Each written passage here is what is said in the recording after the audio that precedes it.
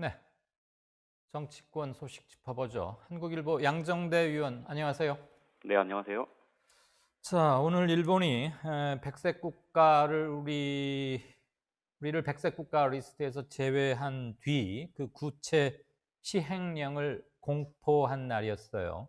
네네. 물론 발효는 이제 8월 28일부터지만 오늘 그 시행령 안에 어떤 품목, 어떤 리스트들이 들어가는가는 실질적인 경제계에서는 특히 실질적인 관심이었는데 네네. 막상 뭐 구체적인 지정은 없었고 예. 그러니까 그건 조금 예상과는 다르다고 볼 수도 있고요. 뭐 또 우리는 이제 '일본 관광은 자제하자.' 그게 실질적으로 일본에 타격도 미치는 것이고 '불매 운동을 가장 효과적으로 할 수 있는 건 이런 것이다.' 이런 거에는 많은 공감대가 모아져 가고 있는데 네. 여당에서는 "국내 관광 활성화에 나서자." 어떻게 보면 뭐 너무 당연한 얘기고 몇 년 전부터 그렇죠. 해오고 있는 소리이기도 합니다만 이런 네. 얘기들 오가고 있습니다. 일단 그 상황 좀 정리해 볼까요? 네, 오늘 여당인 더불어민주당이 한국관광공사 서울센터에서 현장 최고위원회를 개최했습니다.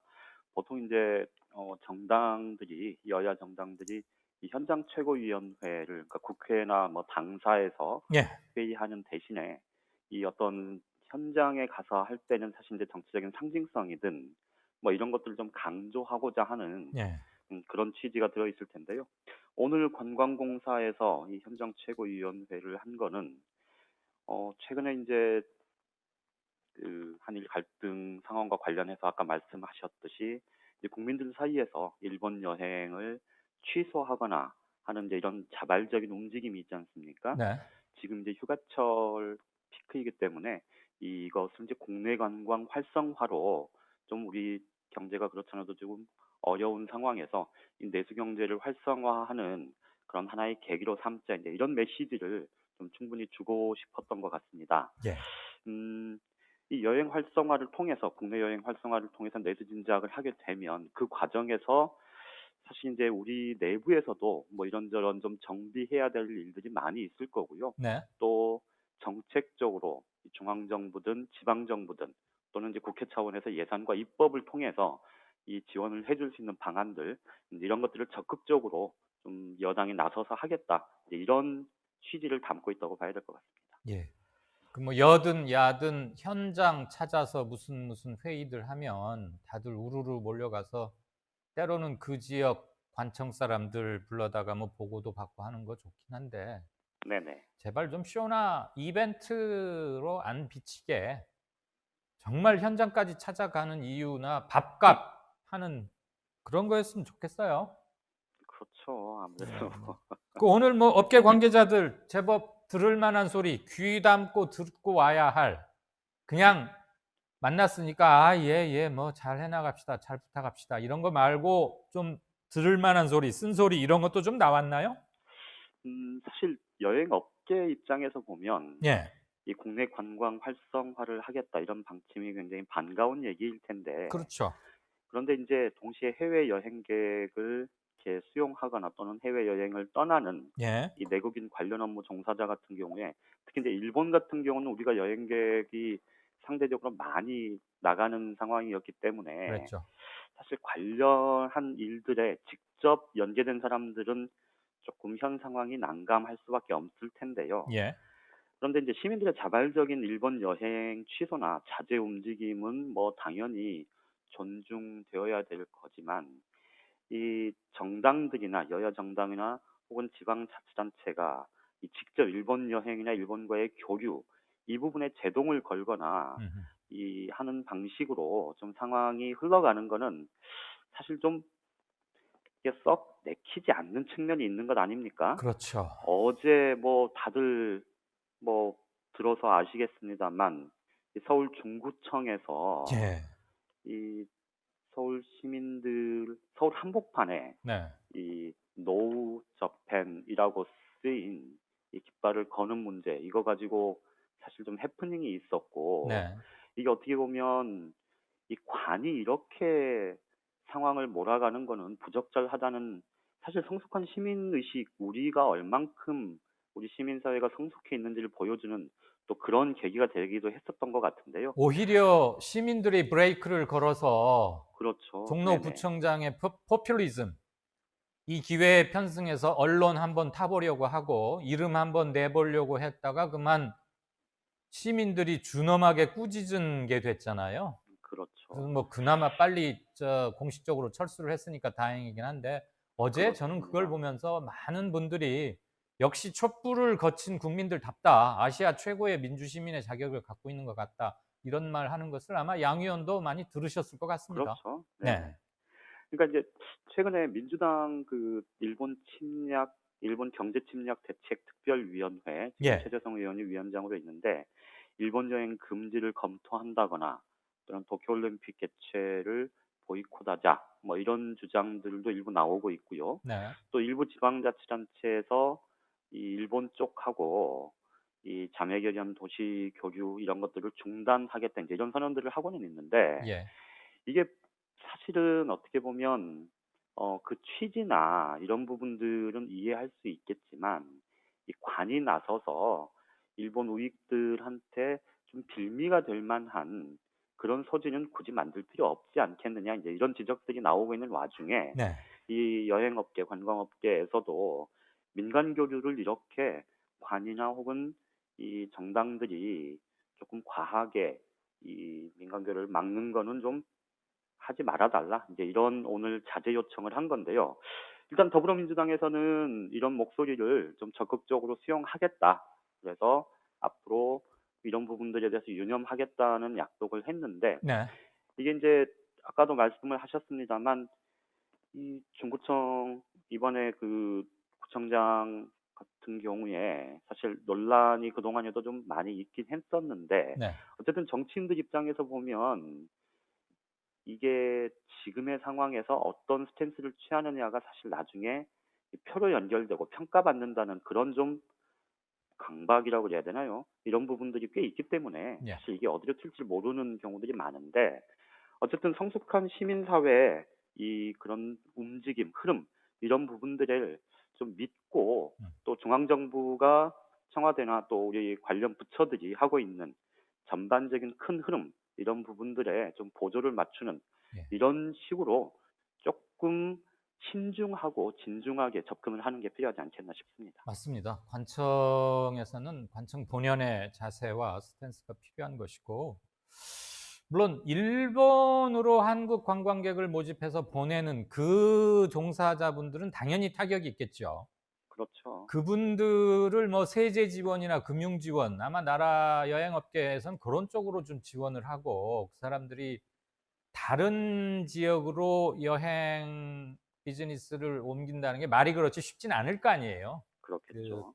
그 단기간에 그렇게 하기가 쉽지 않겠죠. 예예예. 네. 이미 또 다른 지역은 해당 전문 그 여행사들이 있고 할 테니까 그거는 정말 정책적 지원을 해서 풀기로 하고, 다만 그 우리가 노 재팬보다는 노 아베, 그리고 일본 내 혐한 세력, 이들을 집중 타겟으로 해야지, 싸잡아서 일본 국민 전체를 적으로 돌리면은 길게 보아서도 우리에게 도움이 안 될 것 같고요. 그렇죠. 네. 그러니까 명동 한복판에다가 일본 사람들이 오면 제일 많이 가는 데가 명동 아닙니까? 근데 그렇죠. 거기다 대고 종로구청장이 거기다가 나서서 우리 돈 들여가지고 보이콧 재팬 그래 버리면 잠깐 한 5분은 기분 좋을지 모르겠는데, 그 서양호 구청장이 생각이 짧은 거죠. 그 원래 좀 거기까지만 합시다. 예, 그러시죠. 자, 나경원 자유한국당 원내대표가 유승민 바른미래당 원래 뭐 창업주이기도 하지만 러브콜을 보냈다? 왜요? 왜 중년에 오늘 두 중앙일보 아침자에 나온 인터뷰에 나온 내용인데요. 노골적인 러브콜? 뭐 도골적인 러브콜 이렇게 얘기해도 뭐 과하진 않을 것 같습니다. 예, 저는 양 유승민 의원 바른 표현대로 하는 겁니다. 네. 유승민 바른미래당 의원과 통합하지 않으면 우리 예. 당은 미래가 없다, 이렇게 음. 얘기를 했는데, 결국은 지금 바른미래당 뭐 그제도 말씀을 드렸습니다만은 지금 내홍이 거의 이제 분당으로 치닫는 수준이다라고 말씀을 드렸었는데, 네. 어제 나경원 원내대표가 인터뷰를 하는 과정에서 이 손학규 대표가 나가고 그래서 바른미래당 내부가 정리가 되면 안철수 전 의원까지 포함해서 통합을 하겠다. 이제 이런 취지의 얘기를 했고요. 네. 이게 이제 구체적인 계획이 진행되고 있다라는 그렇게 비칠 거를 경계했는지 이건 평소에 내 생각이다. 이제 이렇게 얘기를 하고 말았는데요. 그런데 지금 바른미래당 내홍 사태가 아주 심각한 상태고 예. 또 아시다시피 이 민주평화당에서도 지금 사실상 뭐 분당 수순을 밟고 있는 상태고 이러다 보니 지금 내년 총선은 내년 4월에 있으니까 이제 뭐 10개월도 채 남지 않았고 예. 이러다 보니 결국 내년 총선을 앞두고 이제 정치권의 개편 문제가 논란이 될 텐데 나경원 원내대표가 지금 구체적으로 진행된 건 없고 그냥 내 생각이 이렇다라고 그냥 짐짓 뭐 한마디 건네는 것처럼 얘기를 했지만 어쨌든 이 보수 정치권에서는 들썩일 수밖에 없는 그런 아주 이 휘발성이 강한 그런 얘기를 지금 던져놨기 때문에 예. 아마 바른미래당에서는 그러지 않겠습니까? 오늘 당장 손학규 대표 쪽에서는 거 봐라 유승민 의원 결국 나 쫓아내고 한국당하고 합치려고 했던 것 아니냐 이제 이런 반발이 터져 나오고 유승민 의원 쪽에서는 우리 사실 따로 만난 적도 없다 뭐 얘기 들은 것도 없다 이렇게 지금 화들짝 놀라는 그런 상황이 됐는데 예. 결과적으로 보면 이제 자유한국당 쪽에서는 이 보수 대통합을 통해서 내년 총선에서 지금 더불어민주당 여권과 1대1 맞대결 구도를 가져가고 싶어 하겠죠. 예. 양당 이런 대결로 몰아가고 싶은 거죠. 그렇죠. 예. 제1야당 입장에서는 뭐 그게 가장 좋은 바람직한 예. 그렇죠. 그런 구도니까요.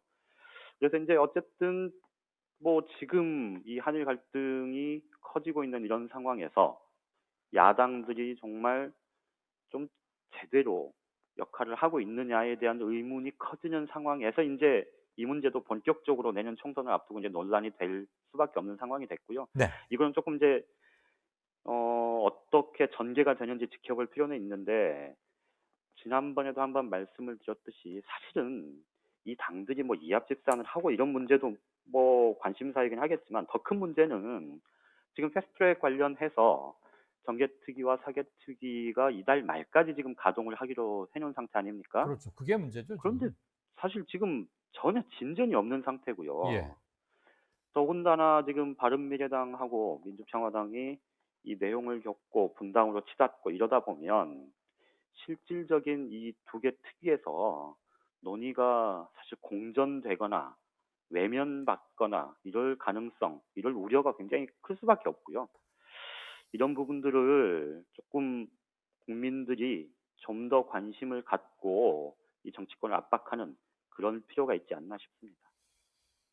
그 압박을 어떻게 해야 맥힐까요? 이 지금 패스트트랙에 올려놓은 것들 어떻게 하다가 이도저도 안 된다면 아마 국민들 분노는 촛불 이후로 가장 크지 않을까 싶은데. 그렇죠. 사실 이게 지금 몇 달을 끌어서 거의 뭐 몇 년을 끌어서 예. 어쨌든 선거법 개정 문제 예. 그리고 이 검찰 개혁을 포함한 이런 부분들은 그동안 수년 전부터 네. 이 국민적인 요구가 있었고 정치권도 수차례 약속을 해놓고 항상 막판에 나 몰라라 하고 내팽개쳐 놓고 이랬던 게 반복이 되었는데 예. 이번 정부에서마저 상황이 그렇게 된다면 야당도 야당이거니와 이 여당. 집권 여당에 대해서도 네. 국민적 분노가 클 수밖에 없겠죠. 그럼요. 지금 20대 국회에서 법안 통과율이 가장 낮다는 건 뭐 다 아는 거고, 네네. 그나마 내세울 수 있다면 선거 관련법, 즉 비례대표 강화하는 그거 한다는 거, 그다음에 검찰 개혁법을 올렸다. 이 두 가지라도 내세우면 그나마 국민들이 최소한의 점수는 줄까 말까 정도인데, 그렇죠. 예. 만약에 이거 유야무야 하다가 아이쿠 놓쳐버리고 두 바미당하고 민평당이 이러는 사이에 뭔가 의원들 이탈 생기고 그래서 본회의에서 만약에 이게 부결된다면 그때는 여당 야당 없이 싸잡아서 완전히 홍수에 떠내려가는 그런 국면으로 돼버릴 가능성이 큰 거 아닙니까? 그렇죠. 네네. 예. 맞습니다. 다들 알 텐데 지금 8월 이제 중순으로 들어가는 거 어차피 8월 15일까지는 지금 다 이대로 가는 거예요. 다들 그렇겠죠. 국회 뭐 예. 휴업일 거고. 그러니까 말만 한 달 남았다고 그랬지 실질적으로 일할 거는 제가 볼 때는 길어야 열흘? 아마 8.15 경축사에서 대통령께서 무슨 어떤 중대 메시지를 내놓느냐 이게 하나 좀 관심사고 8월 하순에 일본이 정식으로 이제 우리를 화이트리스트에서 배제한 거에 실효, 공포에 들어가고 나면 또 한 번 정치적 모멘텀이 생길 텐데 그 전에 이거 해놓지 않으면 큰일 나지 않을까 싶습니다. 알고들 있겠죠? 여의도에서. 알고 있겠죠. 알고 있을 텐데. 하긴 뭐 제가 알 정도니까 알겠죠. 예. 알아서들 하겠죠. 근데 그동안 하도 믿는 도끼에 발등을 많이 찍혀서 이제 발등이 없어요. 나만 하진 않겠죠. 네. 자, 내일 모레 뭐 개각 조국 법무부 장관은 99% 확실하다고 보면 됩니까? 아마 뭐 현재로서는 그런 기류인 것 같습니다. 예. 지금 오늘 청와대에서 이제 아침에 기자들하고 이제 티타임 비슷하게 하면서 나온 얘기.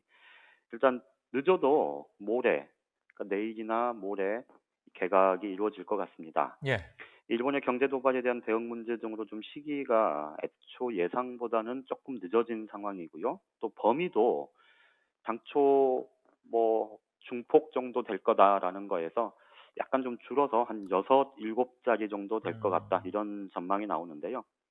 일단 조각 멤버였던 박상기 법무부 장관, 그리고 내년 총선 출마를 지금 원하고 있는 이계호 농림부 장관, 진선미 여성가족부 장관, 여기까지는 이제 교체가 거의 확실한 것 같고요. 그리고 지금 장하성 정책실장이 옮겨가면서 이제 공석이 된 공정거래위원장, 그리고 금융위원장, 방송통신위원장 등 이 장관급 위원장 세 자리도 아마 같이 인사를 하게 되는 것 같습니다. 네. 원래 이제 보건복지부 장관과 과기정통부 장관도 이 교체가 될 거다라는 예상이 많았었는데 아마 이번에는 유임 쪽으로 지금 상황이 흘러가는 것 같고요.